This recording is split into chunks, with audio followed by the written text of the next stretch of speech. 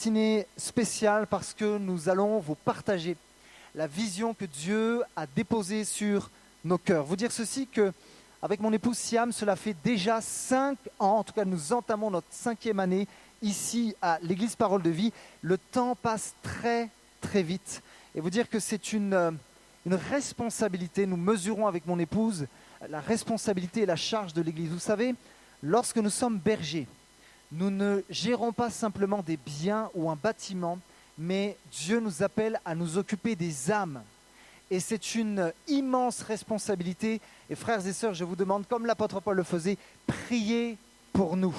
Parce que le pasteur a un cœur, mais ici, il y a 300 personnes avec des besoins, avec vos combats. Et nous voulons véritablement discerner les besoins et avoir ce cœur de berger pour chaque personne d'entre vous. Alors merci parce que je sais que certains vous priez pour nous. Et si certains vous ne le faites pas, je vous encourage à prier pour l'équipe pastorale pour que le Seigneur nous aide dans cette œuvre. Alors vous savez, un berger, c'est pas, le but du berger, c'est pas d'amener les gens vers lui, mais c'est d'amener les gens à Christ.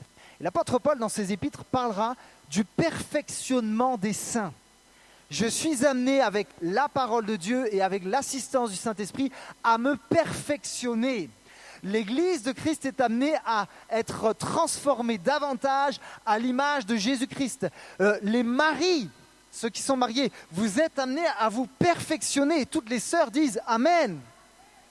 Mais les sœurs aussi, vous êtes amenés à vous perfectionner et que tous les frères disent Amen. Le perfectionnement des saints.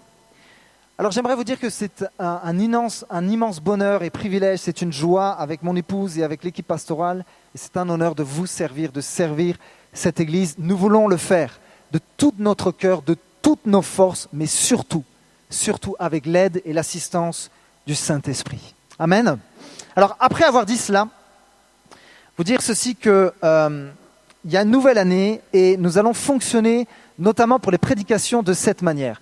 Vous savez, j'ai reçu ceci dans mon cœur, je crois qu'un pasteur ne doit pas avoir juste des idées et qu'il doit saupoudrer ses idées de quelques versets bibliques, mais je crois qu'un pasteur, qu'un prédicateur ne doit pas imposer ses idées à la parole de Dieu, mais que c'est la parole de Dieu qui doit s'imposer à lui.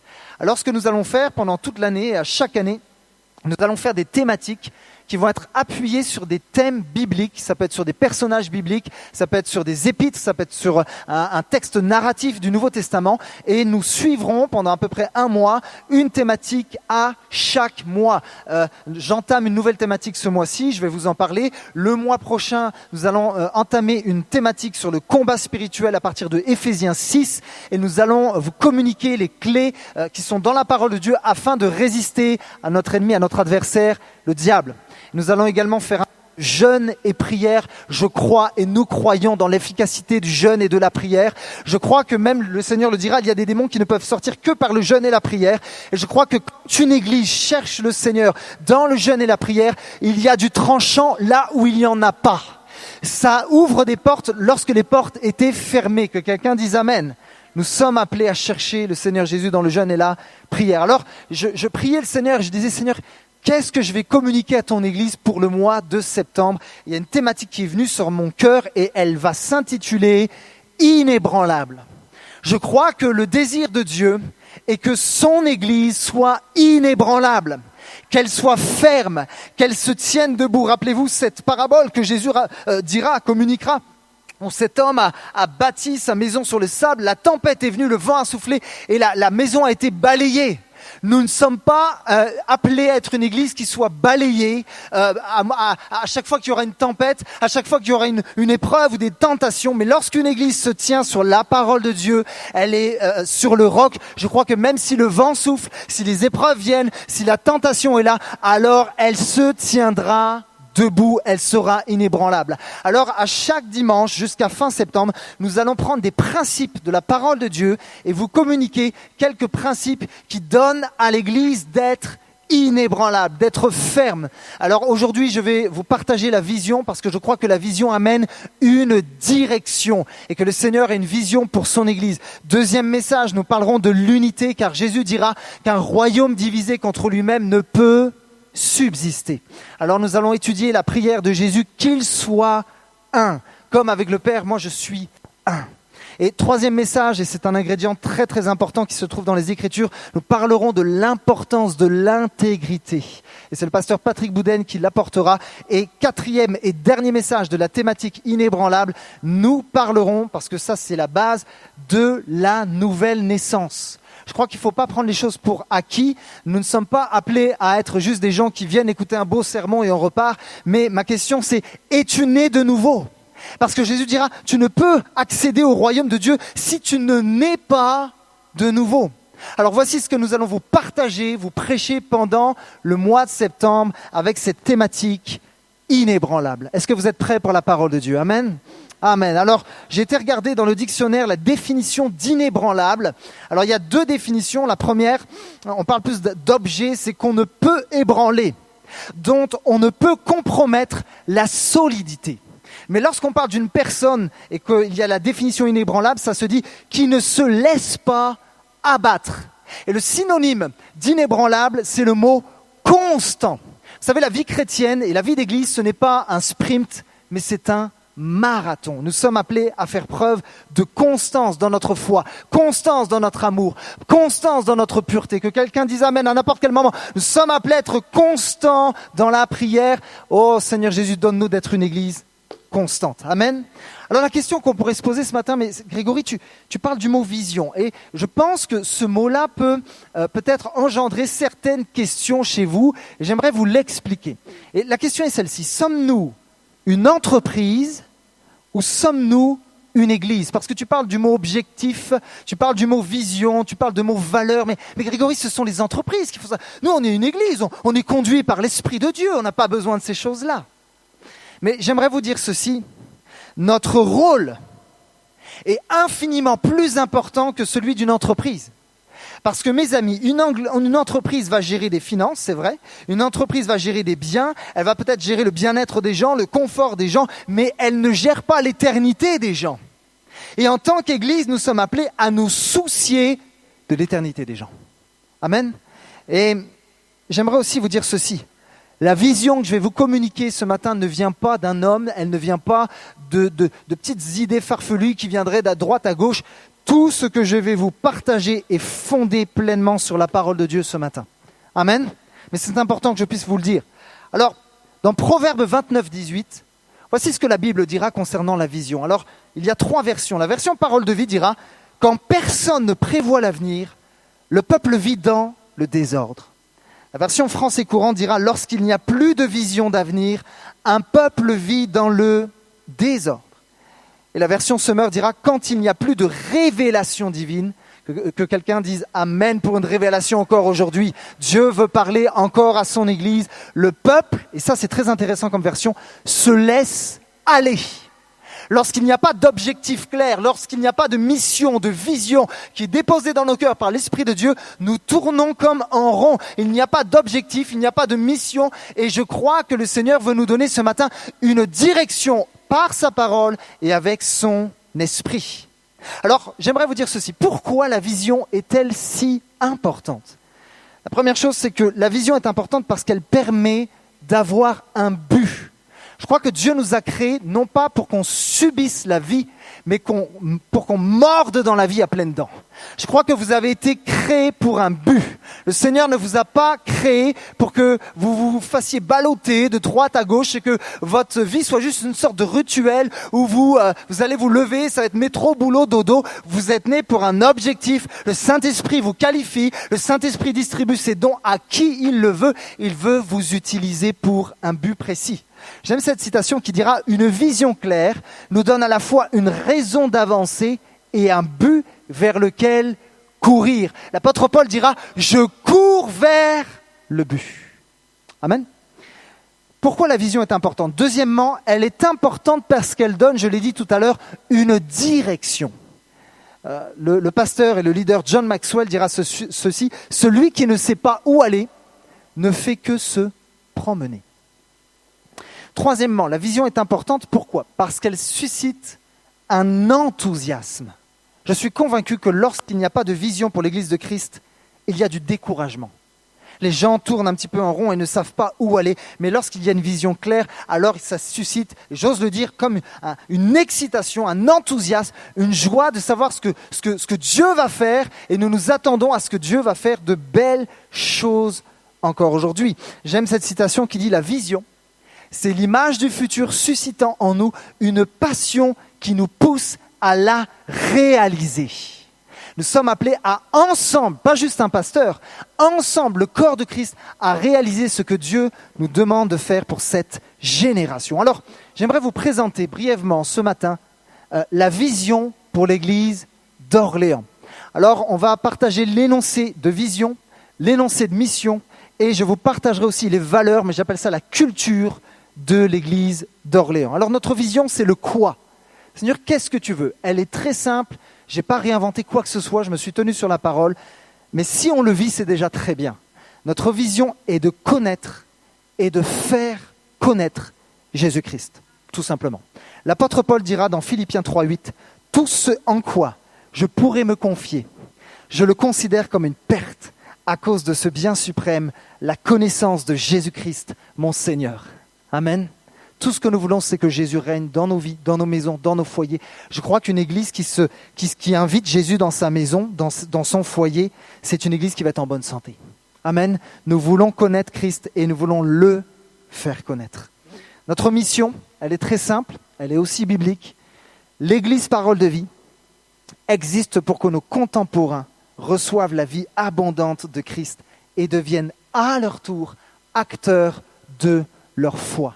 En d'autres mots, une église, ce ne sont pas des spectateurs. Moi, quand je lis les Actes des Apôtres, excusez-moi, je ne vois pas des spectateurs. Je ne vois pas de consommateurs. Et je crois que l'église que Christ veut, c'est une église d'acteurs, où chacun va apporter sa pierre à l'édifice.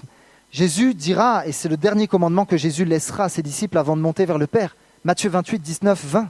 « Allez donc dans le monde entier, faites des disciples parmi tous les peuples, baptisez-les au nom du Père, du Fils et du Saint-Esprit et apprenez-leur à obéir à tout ce que je vous ai prescrit. » Amen. Alors, avec l'équipe pastorale, nous voulons véritablement ne pas laisser les gens livrés à eux-mêmes. C'est-à-dire que lorsque quelqu'un se baptisera, vous savez, souvent dans les églises, on a fait, j'exagère, mais 25 cours de baptême avant les baptêmes pour être sûr que le gars, il avait compris. Mais je pense qu'en fait, l'accompagnement, c'est bien avant, mais il le faut après. Parce que c'est là que le combat commence. C'est là que la vie chrétienne, elle commence. Et j'aimerais vous dire ceci, si vous voulez vous engager avec le Seigneur, nous allons vous accompagner. Nous allons nous déverser en vous. Et nous allons faire tout simplement des disciples. Je crois que le but de l'équipe pastorale, c'est de discerner ce pourquoi vous êtes fait, afin de vous propulser dans votre appel. Amen. Alors à chaque fois que quelqu'un passera par les eaux du baptême, on va s'occuper de vous. Et j'ai même une bonne nouvelle, si vous avez 20 ans, 30 ans de conversion et que vous désirez avoir des cours de discipula, la porte est grande ouverte, vous êtes les bienvenus parce que je crois qu'encore le cœur de Dieu, c'est que cette église soit une église remplie de disciples. Amen. Quelqu'un dira, le pasteur Rick Warren, un pasteur aux États-Unis, dira, au lieu d'essayer d'édifier une église avec des programmes, appliquez-vous à édifier les gens à l'aide d'un processus. Alors nous allons mettre en place dans notre église un processus.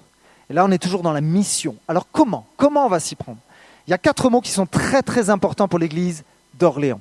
Le premier mot, c'est le mot intégrer. Le deuxième mot, c'est le mot édifier. Ensuite, il y a le mot former. Et enfin, nous terminerons avec le mot envoyer. Laissez-moi développer un petit peu ceci. Intégrer. Nous voulons que chaque personne devienne membre du corps de Christ, mais membre aussi de cette assemblée. Je crois que beaucoup de gens, parfois, dans les églises, sont blessés parce qu'ils n'ont pas été accueillis. Vous savez, on peut avoir une belle prédication, une belle louange, un très beau bâtiment, mais s'il n'y a pas cet esprit d'hospitalité, alors les gens partiront ailleurs. Et je crois qu'il est primordial dans notre église que les gens aient un sentiment d'appartenance. Ça me fait tellement mal au cœur quand parfois dans certaines églises, une femme est venue seule ou un homme est venu seul et il avait des difficultés, il avait des combats, il avait une perte d'emploi ou c'était peut-être une personne âgée qui n'avait même plus de contact avec ses enfants et que dans une église de 300 personnes, personne ne lui a adressé la parole. Personne ne lui a dit « Comment allez-vous » Et je crois que ça, c'est le cœur de Dieu, que nous puissions être une église hospitalière. Amen. Alors, mon désir est que chaque personne qui rejoindra notre église puisse se sentir comme à la maison. Amen. Alors, nous voulons intégrer les gens. Deuxièmement, une fois que les gens viendront, nous voulons les édifier au travers de la parole de Dieu. Pourquoi on veut les édifier ? Parce qu'on veut qu'ils atteignent la maturité. L'apôtre Paul dira, nous ne sommes pas appelés juste à demeurer au lait spirituel, mais il y a une nourriture qui est solide pour toi. Il y a une nourriture spirituelle, tu es appelé à passer un cap, tu es appelé à peut-être une nouvelle saison, parce que le Seigneur Jésus veut t'emmener encore plus profondément et plus loin avec lui. La troisième chose, nous voulons former. Et je l'ai dit, former pourquoi ? Parce que nous croyons, et c'est biblique, chaque personne ici, vous êtes appelé à un ministère. On réduit trop, je crois, l'appel au ministère par les pasteurs qui vont prêcher la parole de Dieu. Oui, c'est un ministère, mais tu es appelé, mon frère, ma sœur, quel que soit ton âge, quelle que soit ta culture, quel que soit ton vécu, Dieu t'appelle à son service. Dieu t'appelle à un ministère, parce que si tu as l'Esprit de Dieu, alors l'Esprit de Dieu va te qualifier pour des œuvres bonnes, que quelqu'un dise Amen. Alors mon rêve, c'est que cette église devienne comme un centre de formation où nous allons former des disciples pour les envoyer afin qu'ils brillent dans les ténèbres. Amen. Et c'est ce que nous avons dit également, le mot envoyer pour impacter. C'est-à-dire que nous ne voulons pas simplement être une église centrée sur nous-mêmes. Lorsque nous lisons la parole de Dieu, Jésus même dira afin que vous soyez mes témoins.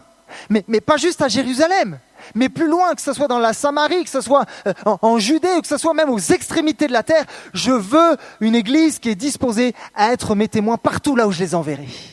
Et c'est le but de notre église et c'est profondément biblique. Alors voici la vision, voici la mission et j'aimerais vous partager les valeurs que j'aimerais qu'on incarne. Alors j'ai pensé beaucoup, j'ai prié pour ça, Seigneur, c'est quoi les valeurs pour cette église ? Et je pensais à 25 valeurs, mais je me suis dit, si déjà on prend 4 valeurs et qu'on vit ces valeurs, je crois que ça pourra véritablement changer. J'appelle ça la culture, pourquoi ? Parce que Jésus, lorsqu'il est venu sur cette terre, a incarné les valeurs.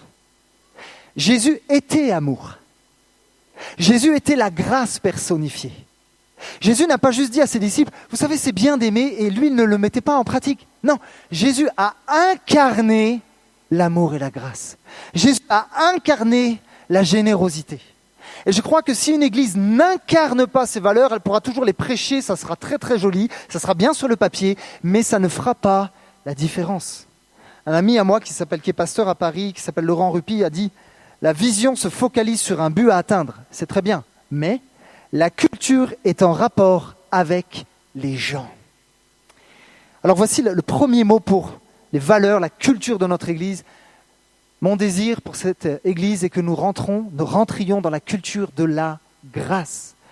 Paul dira dans Romains 5,20, l'intervention de la loi a entraîné la multiplication des fautes, mais là où le péché s'est multiplié, la grâce a surabondé. J'aimerais vous dire ceci.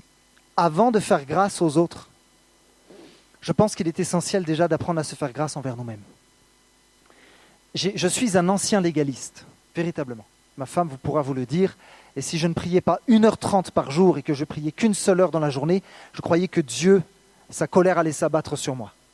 Et je jugeais, je méprisais les gens qui étaient moins spirituels que moi. Parce que je croyais que pour être un homme de Dieu, il fallait prier 3 heures par jour. Et je m'imposais des normes et des choses, et je portais un joug que Dieu ne m'avait même pas demandé de porter. Jésus dira, mon joug est doux et léger. Et ce légalisme qui était en moi m'amenait à juger les autres. Je jugeais d'autres pasteurs, je jugeais mes frères et sœurs qui étaient différents que moi, qui avaient peut-être d'autres opinions que moi, parce que je me croyais au-dessus des autres. Je crois qu'il n'y a rien de pire que de l'orgueil spirituel. Frères et sœurs, je crois qu'avant d'appliquer la grâce pour les autres, il faut déjà qu'on puisse la comprendre pour nous-mêmes. Ce n'est pas pour rien que Paul a prié et s'est déversé dans l'épître aux Romains et dans l'épître aux Galates. Il y a toute une théologie, toute une doctrine de la grâce dans le Nouveau Testament. Parce que pour Paul, c'est tellement une révélation extraordinaire. Vous savez, quand on comprend et qu'on vit la grâce, on ne sert pas le Seigneur pour gagner des points ou pour essayer d'impressionner la galerie, mais on le sert par amour. Tout simplement. Amen. Nous avons besoin de la culture de la grâce, alors nous prêcherons la grâce. Et j'aimerais faire dire ce petit point-là. La grâce, ce n'est pas un moyen de flirter avec le péché. La grâce, ce n'est pas redescendre ou rabaisser les standards de l'évangile, frères et sœurs. Non. Le Seigneur nous demande de confronter le péché lorsqu'il y a du péché. Le Seigneur me demande de prêcher toute sa parole. Alors, je m'engage devant vous à prêcher que Dieu est amour, mais je veux m'engager devant vous aussi à vous parler de la colère de Dieu. Je m'engage à vous dire que le Seigneur est capable de pardonner, mais je m'engage devant vous à vous prêcher que s'il y a un ciel, il y a aussi un enfer. Nous ne voulons être sans compromis avec la parole de Dieu. Mais nous voulons être dans la grâce. Et dernière chose dans la grâce. Si nous vivons vraiment la grâce, qu'est-ce que ça veut dire ? Ça veut dire que peut-être nous serons amenés à prendre soin, peut-être, de certains ministères qui sont tombés, de certains frères et sœurs qui ont eu des échecs, qui ont eu des échecs de tout ordre, mais nous sommes amenés non pas à mettre des étiquettes sur eux. Vous savez, Jésus n'a pas mis d'étiquette sur Zachée. Jésus n'a pas mis d'étiquette sur cette femme prostituée, il l'a relevée alors qu'on voulait la lapider. Il y a tellement de personnes qui essaient de lapider des frères et sœurs parce qu'ils sont tombés. David, pourtant, il était appelé l'homme selon le cœur de Dieu parce qu'il y avait le pardon de Dieu pour lui. Et cette femme prostituée, Jésus l'a regardée avec un regard d'amour, il y avait de l'espoir, il lui a dit « Va et ne pêche plus ». Est-ce que nous sommes prêts à faire de même aujourd'hui, frères et sœurs ? Alors je vous invite à regarder les gens comme Jésus les voit. La culture de la grâce. Le deuxième mot, c'est le mot, alors j'aurais pu mettre communion, mais j'ai mis le mot connexion. Et c'est bien sûr le principe de la communion fraternelle. Voici ce qu'il est dit dans Actes 2, 46. Chaque jour, régulièrement, ils se réunissaient dans le temple, ils prenaient leur repas ensemble dans leur maison et mangeaient leur nourriture avec joie et simplicité de cœur. J'aimerais vous dire, l'église, ce n'est pas une usine, l'église, ce n'est pas une entreprise, l'église, c'est un corps, l'église, c'est une famille. Et je crois que lorsque nous servons, que ce soit à la louange, à l'enfance, à l'accueil, au service, dans n'importe quel département de l'église, nous ne sommes pas des collègues de travail, mais nous sommes des frères et sœurs. Qu'est-ce que ça veut dire si je veux aller plus loin ? L'église, ce n'est pas juste « Ah, bonjour, ah, au revoir, et je viens juste pour recevoir ma petite bénédiction ». Non, l'église, c'est « Comment vas-tu » ? Ça ne va pas, je vais prier pour toi. Ça ne va pas, viens à la maison, on va parler, on va manger ensemble. Je crois que, vous savez, ce bâtiment, ce n'est pas ça qui définit l'église. L'église, ce sont des pierres vivantes. Et l'église, quand tu sors de ce bâtiment, continue d'être l'église. Au travail, tu es l'église. À la maison, tu es l'église. Et je crois que comme dans les Actes des Apôtres, ce qui a fait la force de l'Église, ce qui a rendu l'Église inébranlable, c'est qu'ils partageaient leurs biens en commun.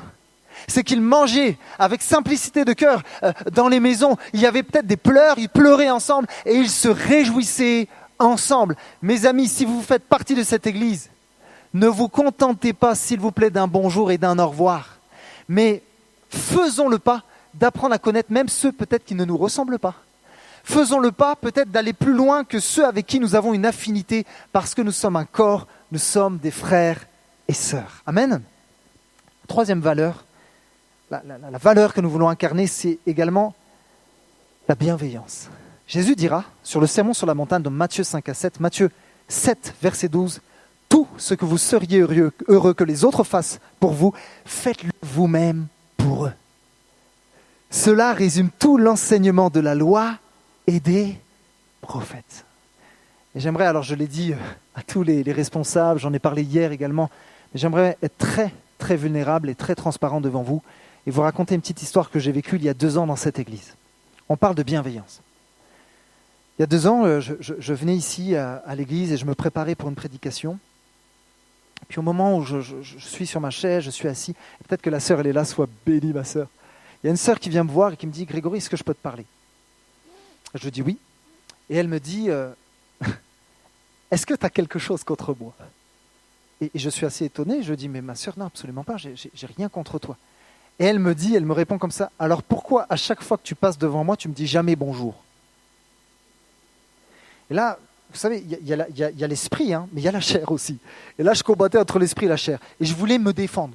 Il y avait comme une sorte un système d'autodéfense en moi. Vous savez, quand on vous dit des choses, on vous fait des reproches qui sont parfois justes, hein, il y a comme une sorte de système d'autodéfense. Et là, mon système d'autodéfense s'est mis en action. Et là, j'allais parler en disant, oui, mais il y a 300 personnes dans l'église, je ne peux pas penser à tout le monde, j'ai qu'un cœur, et ceci. Et là, c'est comme si l'Esprit de Dieu me dit, tais-toi. Et accepte. Alors je dis à cette sœur, ma sœur, si je t'ai blessé, je suis profondément désolé, je m'en excuse. Et je te demande pardon. Mais vous savez, quand je suis reparti à la maison, ça a cogité. Hein. La nuit, quand je me suis couché, ça a cogité. Puis l'Esprit de Dieu faisait une œuvre en moi. Quelques dimanches passent et un matin, je suis là. Et peut-être que là, c'est notre sœur, peut-être tu te reconnaîtras, ma sœur. Je vois une sœur sur le côté là-bas. Et c'est comme si l'Esprit de Dieu me pousse à aller vers elle. Et je me rappelais, moi, dans ma tête, des paroles de cette sœur. Fais attention aux gens, Grégory. Dis bonjour aux gens. C'était imprimé. Hein. Et j'ai vu cette sœur qui était seule. Alors j'ai été la voir. Et je lui dis, ma sœur, ça va? Elle me dit, non, ça va pas. Et là, j'avais deux options. Soit je lui dis, oh, je vais prier pour toi. Ça fait le gars très, très TTS, très, très spirituel. Et puis après, je partais et je vaquais à mes occupations. Mais c'est comme si l'Esprit de Dieu me dit, reste et prie pour elle. Alors je la regarde et je dis, ma sœur, est-ce que tu me permets que je prie pour toi maintenant? Elle me dit, bien sûr. J'impose les mains à cette sœur, je prie pour elle, je la bénis. Et pendant ma prière, j'ouvre mes yeux et je vois des larmes qui coulent sur le visage de la sœur. Et je lui dis, mais ma sœur, ça va? Elle me dit, tu peux même pas savoir, mon frère, comment ça me fait du bien que quelqu'un ce matin s'arrête pour prendre soin de moi. Je suis tellement touché, je sens l'Esprit de Dieu qui me renouvelle, qui me fait du bien. Ça m'a bouleversé. Et vous savez ce que je me suis dit, frères et sœurs? Plus jamais, en tout cas je veux me faire cette promesse, plus jamais, je mettrai mon titre, mes responsabilités, ou ce que je dois faire dans l'Église, au-dessus des gens. Tu ne viens pas ici pour t'occuper juste d'un titre, mon frère, ma sœur. On vient, oui, pour faire de la louange, on vient pour prêcher, on vient pour servir, mais que jamais on mette notre service et notre titre au-dessus des besoins des gens. Jésus était profondément relationnel. Et lorsqu'il priait le Père, il descendait de cette montagne. Et qu'est-ce qu'il a dit? Voyant la foule, il fut ému de compassion. Seigneur Jésus, donne-nous d'être bienveillants les uns envers les autres. Donne-nous parfois de nous arrêter dans cette frénésie. Parfois, on est tellement la tête dans le guidon et on ne prend pas le temps de prendre soin de notre frère, de notre sœur. J'appelle encore les responsables de service de cette église à parfois s'arrêter et à dire, Saint-Esprit, qui a besoin de ton aide? Vers qui veux-tu me diriger pour poser les mains sur quelqu'un, pour envoyer peut-être un texto d'encouragement, pour inviter un frère, une sœur dans ma maison, parce que je veux ton cœur, je veux faire preuve de bienveillance, que quelqu'un dise Amen. Amen, Amen, Amen. Priorité, ce sont les âmes, ce sont les gens. Et le dernier mot que nous voulons incarner, c'est la créativité. C'est quand même assez intéressant lorsque tu ouvres ta Bible, le premier verset, premier chapitre, Genèse 1, verset 1, il est écrit « Au commencement, Dieu créa ». L'Esprit de Dieu, je le crois, est un esprit de créativité. Et ça serait une erreur en tant qu'Église de croire que nous avons la bonne recette. De croire que ça y est, maintenant, on a le truc, on a la bonne gestion, on a la bonne organisation et on va toujours faire comme ça. Et vous savez, parfois dans certaines églises, il y a un paradoxe où les gens disent « Seigneur, nous voulons voir ta gloire, Seigneur, on veut voir un réveil », mais ils ne sont pas prêts à accepter le vin nouveau. Vous savez, on en parle dans les évangiles de ce vin nouveau, mais si les outres sont vieilles, elles vont éclater. Nous sommes appelés à renouveler le cœur afin que le vin nouveau vienne. Et je veux déclarer pour cette église, Jésus a un vin nouveau pour cette église. Jésus a un vin nouveau pour l'église de France. Jésus a un vin nouveau pour ceux qui sont prêts à accepter ce vin nouveau. Amen. Alors j'ai demandé, c'est une prière très dangereuse que j'ai fait au Seigneur. J'ai fait, Seigneur, je prie que l'aiguillon de ton esprit me pique, excusez-moi l'expression, me pique le derrière, afin que je ne sois jamais trop confortable. Vous savez quoi? Le confort tue l'Église. Le confort tue l'Église. Mais lorsque l'Esprit de Dieu nous pousse au-delà de ce qu'on connaît pour aller vers l'inconnu, c'est là que le miracle vient. C'est là que les portes s'ouvrent. Lorsque nous dépendons de Christ en disant « Seigneur, on a toujours fait comme ça, mais si tu veux nous réorienter ou peut-être nous amener dans quelque chose de nouveau, nous voici, Seigneur, devant toi. » nous voici devant toi. Amen. Alors je vous dis ça parce que oui, il y aura peut-être des changements dans l'Église, dans la manière de faire, dans certaines méthodologies, dans certaines habitudes. Mais voyez-vous, si nous faisons ces choses, ce n'est pas pour nous faire plaisir.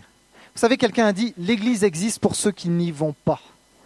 Si on change aussi certaines choses, si on amène un renouvellement, ce ne sont pas juste pour ceux qui sont à l'intérieur, c'est pour ceux aussi qui sont à l'extérieur parce qu'on veut les atteindre et c'est notre mission. Amen. Amen. La culture de la créativité. Alors je répète ces 4 valeurs, la grâce, la connexion, donc la communion fraternelle, la bienveillance et la créativité. J'aimerais vous partager quelques principes, je ne les partagerai pas tous parce que je ne veux pas trop m'attarder ce matin, mais quelques principes bibliques, j'aimerais aussi qu'on prie ce matin ensemble. Le premier principe, c'est celui-ci pour l'Église. Mon désir est qu'il y ait une place pour chacun, mais que chacun soit à sa place. Parce que lorsqu'on lit dans Nombre 4, mais même dans plusieurs versets, que ce soit dans l'Ancien Testament ou dans le Nouveau, chaque personne avait une place. Les Lévites avaient une place. Les Lévites avaient une fonction. Et ils étaient appelés, ils étaient qualifiés pour une mission, pour un rôle, et chacun était à sa place dans un ordre. Je prends un exemple. Vous savez, souvent dans nos églises pentecôtistes, et merci Seigneur parce que nous croyons encore dans la vie de l'Esprit, j'espère qu'encore vous le croyez, on s'est dit, ce qui compte, c'est l'onction. Donc si la sœur, elle chante comme une casserole et qu'on saigne des oreilles, c'est pas grave parce qu'elle a l'onction. Mais je crois que les 2 rails sur lesquels le train peut avancer, c'est l'attitude et l'aptitude. C'est-à-dire que moi, s'il y a un pilote d'avion qui est très gentil, qui a une bonne attitude et qui aime le Seigneur, s'il ne s'est pas formé pour piloter un avion, je peux vous assurer, il peut être le plus gentil au monde, je ne monterai pas dans l'avion, frères et sœurs. Je ne monterai pas dans l'avion. Et ce n'est pas de l'incrédulité, c'est de la folie là. Mais à l'inverse, parfois, on a mis les gens juste pour leur talent. Oh, il a une super voix, c'est un super prédicateur, un super enseignant, mais on n'a pas regardé aux fruits. Je crois que la parole de Dieu nous invite à être équilibrés, à regarder autant à l'attitude et à l'aptitude. C'est pourquoi nous ne voulons pas lancer les gens dans notre église trop précipitamment, parce que nous voulons d'abord éprouver, comme le dit la Bible, les esprits. Amen. Les 2 rails sur lesquels le train peut avancer, l'attitude et l'aptitude. Le deuxième principe est celui-ci, et celui-là, il est très important. Parce que, je vais être vrai devant vous, je l'ai subi en tant que fils de pasteur. Okay, vous avez un fils de pasteur qui a vécu des choses derrière les rideaux. Et c'est un principe qui est biblique, qui se trouve dans Exode 18. Et voici quel est ce principe. Je ne peux pas répondre aux besoins de tous, mais je dois m'assurer que tous les besoins soient répondus. Je le répète. Je ne peux pas répondre aux besoins de tous, mais je dois m'assurer que tous les besoins soient répondus. C'est-à-dire que j'ai connu, moi, des amis qui étaient dans le ministère et qui faisaient absolument tout. Ils faisaient le secrétariat, ils faisaient toutes les réunions, ils faisaient absolument toutes les visites. Et merci aux frères et sœurs qui font des visites, vous êtes précieux pour l'Église. Je sais que vous êtes une bénédiction. Ils faisaient toute l'organisation, tout. Et finalement, les enfants ne voyaient pas leur papa, tout simplement parce que, vous savez, quelqu'un a dit un jour, l'Église, elle te prend ce que tu lui donnes. Si tu donnes un 70 heures semaine à l'Église, elle te le prendra.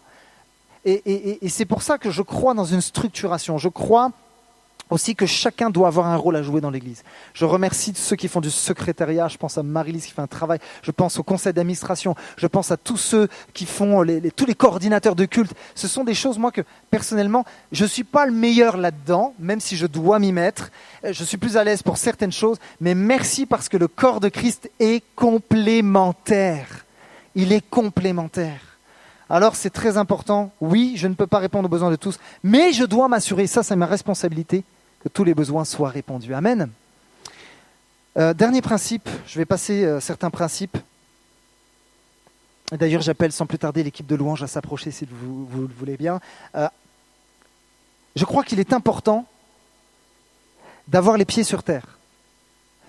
Vous savez, parfois on peut beaucoup spiritualiser les choses et on voit des démons partout, on voit Dieu partout.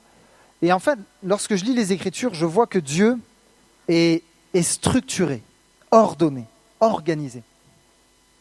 Et que quand je vois l'Église, ou lorsque je vois même les Lévites dans l'Ancien Testament, ou même lorsque je lis le royaume de Salomon, les rois des autres contrées étaient capables de faire des jours et des jours pour aller voir ce royaume, parce que ce royaume avait un bon témoignage. Vous savez pourquoi? Oui, il était peut-être spirituel, mais il avait aussi profondément les pieds sur terre. C'était pas juste la tête dans les nuages, ouh, puis on va attendre ce que le Saint-Esprit veut, puis on verra, c'est à la bonne franquette. Il n'y a pas d'organisation, on fait les choses à l'arrache, il n'y a pas de répétition. Non. Lorsque je vois dans les Écritures, je vois que les choses sont ordonnées. Dieu est un Dieu d'ordre. Et il nous appelle à avoir les pieds sur terre, mais il nous appelle aussi à avoir les yeux fixés sur lui. En fait, je crois qu'un chrétien, c'est quelqu'un qui est équilibré et qui travaille finalement entre les choses de la terre et les choses du ciel. Ça, c'est important. Et vous dire aussi que l'œuvre de Dieu, elle se développe avec un ingrédient qui est primordial. Cet ingrédient, c'est la foi. Vous savez, ce n'est pas parce qu'on a les pieds sur terre qu'on n'a pas la foi. Avoir les pieds sur terre, ça ne veut pas dire être incrédule. Ce n'est pas ça. En revanche, je suis convaincu que si nous voulons passer à une étape supérieure, le Seigneur Jésus va nous demander parfois de mettre le pied en dehors de la barque. Et je crois que parfois Dieu nous demande des choses, j'ose le dire, qui ne semblent pas raisonnables. Lisez les évangiles, Jésus fait des choses qui ne semblent pas raisonnables. Il demande à un gars de marcher sur l'eau. Il fait des choses extraordinaires. Il va voir un mort, il va lui dire non, ta fille, la fille de Jairus, elle ne fait que dormir. Comment ça? Mais c'est pas raisonnable ce que tu dis, Jésus. Puis Jésus va la ressusciter.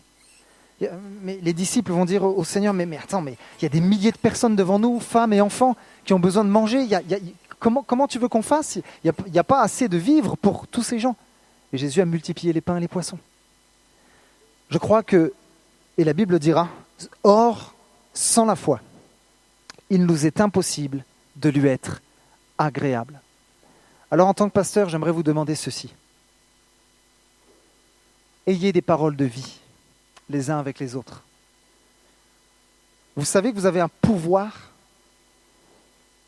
Vous avez le pouvoir par votre attitude et par vos paroles de déstabiliser la foi de certains frères et sœurs. Vous avez le pouvoir par peut-être des paroles qui ne sont pas forcément de Dieu, de décourager, d'amener un esprit de petitesse.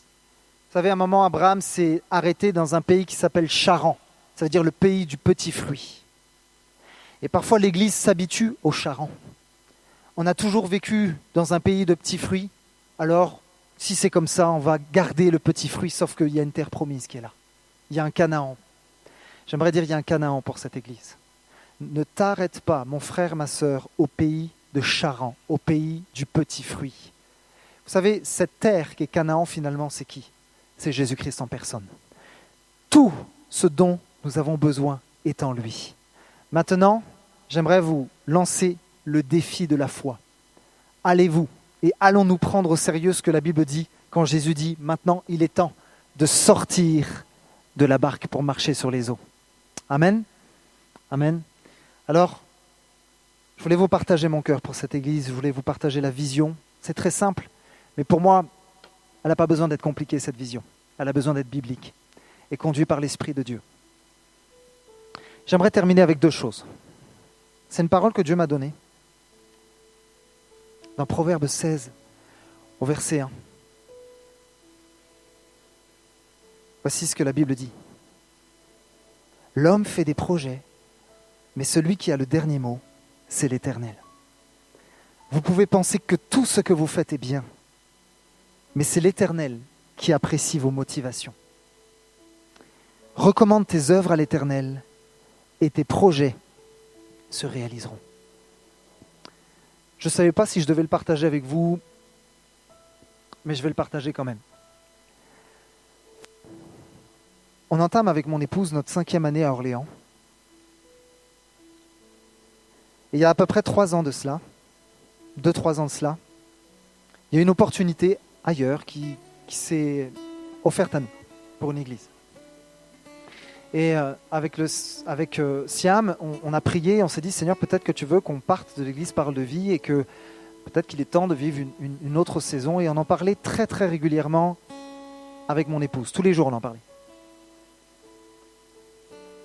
Et un soir, je me rappelle, c'était un soir de Noël, en tout cas c'était un culte de Noël, on devait le faire un vendredi soir je crois. Et c'est moi qui avais prêché, puis je descends, je me rappelle c'était là. Et peut-être la sœur en question est là, elle s'en rappelle. Viens me voir ma sœur à la fin si tu es là. Et elle m'interpelle. Elle me dit, Grégory, est-ce que je peux te parler? Vas-y. Elle me dit, ça fait plusieurs jours que je jeûne, que je prie pour toi ici, mais il y a une parole qui est sur mon cœur, le Seigneur m'a parlé.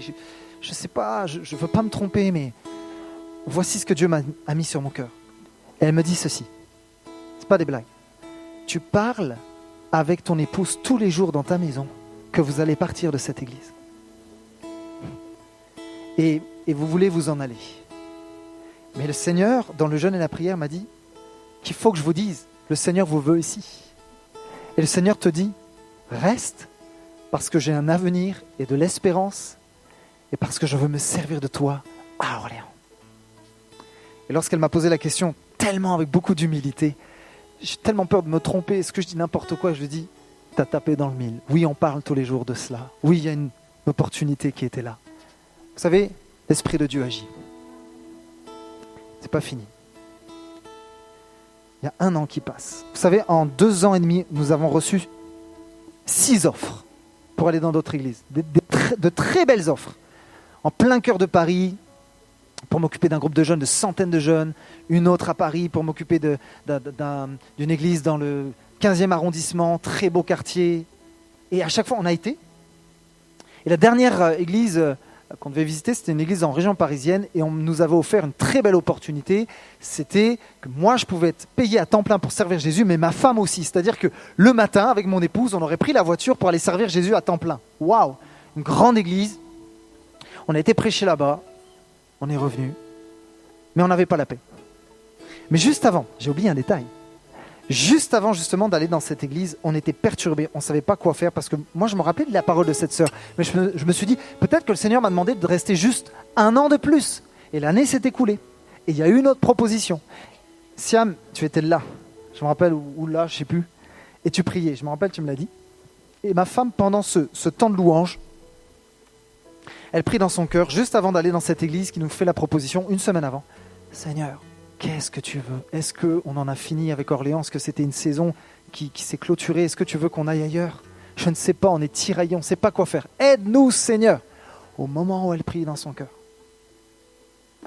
quelqu'un qui prend le micro et qui dit ceci. Vous voulez partir d'Orléans? Vous avez reçu comme des propositions, vous en parlez ensemble. Mais toi et ton mari, j'ai un ministère pour vous dans cette église. Et je vais me servir de vous et vous allez voir ma gloire. Si ça, ce n'est pas un texto du ciel, mais voyez-vous, aucune de ces personnes ne connaissait notre situation. C'est-à-dire que si vous y réfléchissez, l'Esprit de Dieu il est chirurgical. 1 an auparavant, une sœur vient me voir, me dit mot pour mot cette parole de Dieu. 1 an plus tard, on est toujours tiraillés. Une autre personne dit mot pour mot la même chose que cette sœur 1 an auparavant avait dit. Dieu parle encore aujourd'hui, frères et sœurs. Alors on a choisi d'obéir au Seigneur avec Siam et vous dire qu'on est là. Et j'aimerais vous dire ceci, nous avons la paix de Dieu. Et nous savons que c'est Dieu qui nous a placés ici et nous croyons que Dieu n'a pas dit son dernier mot pour cette église et pour cette ville d'Orléans. Amen. Alors je vous invite à vous lever. J'aimerais pendant 2 minutes que ce lieu se transforme en une maison de prière. Vous savez, ce n'est pas juste 2-3 personnes qui sont appelées à porter l'église à bout de bras. Toi, mon frère, toi, ma sœur, tu as ta part pour cette église, pour l'avancement du royaume de Dieu. Toi, mon frère, toi, ma sœur, si tu es rempli du Saint-Esprit, l'Esprit de Dieu te qualifie ce matin. Il te choisit pour que le royaume de Dieu se manifeste à travers de toi. L'Esprit de Dieu ce matin veut se déposer sur toi. L'Esprit de Dieu veut remplir ta bouche auprès de tes collègues de travail, dans ton quartier, auprès des membres de ta famille. L'Esprit de Dieu veut se saisir de chaque membre de cette assemblée. Mais es-tu prêt à recevoir ce matin le vin nouveau? Alors est-ce qu'on peut prier pour un vin nouveau ce matin? Est-ce qu'on peut prier pour des outres qui sont prêtes à recevoir ce que l'Esprit de Dieu veut déposer en nous? Oh, ce matin, prions le Seigneur ce matin, adorons-le ce matin. Oh, si tu parles en langue ce matin, parle en langue. Alléluia, loue ton Dieu ce matin. Que ce lieu soit une maison de prière. Alléluia, alléluia. Seigneur, nous te présentons cette année scolaire devant nous, Seigneur. Nous te présentons, Seigneur, nos défis. Seigneur, nous te présentons, Seigneur, nos manquements, nos peurs, nos craintes. Nous les déposons à tes pieds, nos questionnements, Seigneur. Notre incrédulité, nous déposons ces choses à tes pieds. Et nous te demandons de régner, d'être le maître de cette église. Seigneur, nous ne voulons pas que ce soit un homme qui dirige l'église, mais nous voulons que ce soit l'Esprit de Dieu qui dirige cette église.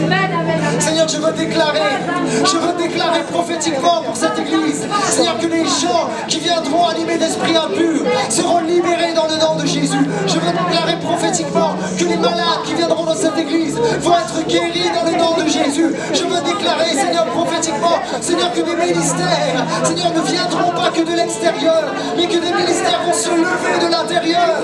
Je veux déclarer que cette église va déranger l'adversaire et qu'elle va rayonner dans les ténèbres. Alléluia, alléluia, alléluia. Oh Jésus, Jésus, continuons à prier encore. Continuons. Oh, ce matin, ne sois pas spectateur, mon frère, ma soeur. Ce matin, prends ta part. Alléluia.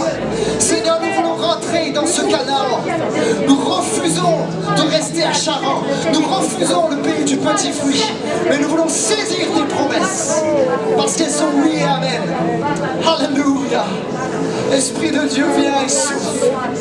Esprit de Dieu, répands ton onction, répands ta vie dans les rues d'Orléans, répands ta vie dans le cœur des musulmans, répands ta vie dans le cœur du drogué, répands ta vie dans la femme, dans le cœur de la femme monoparentale, répands ta vie, Seigneur, sur la femme prostituée, Seigneur, sur le trottoir le soir, répands ta vie sur les personnes athées, Seigneur, répands ta vie à la fac, répands ta vie dans les collèges et les lycées, Seigneur, répands ta vie dans les hôpitaux, répands ta vie dans le cœur des pompiers, des policiers, du maire de cette ville, des autorités de cette ville. Alléluia. Alléluia.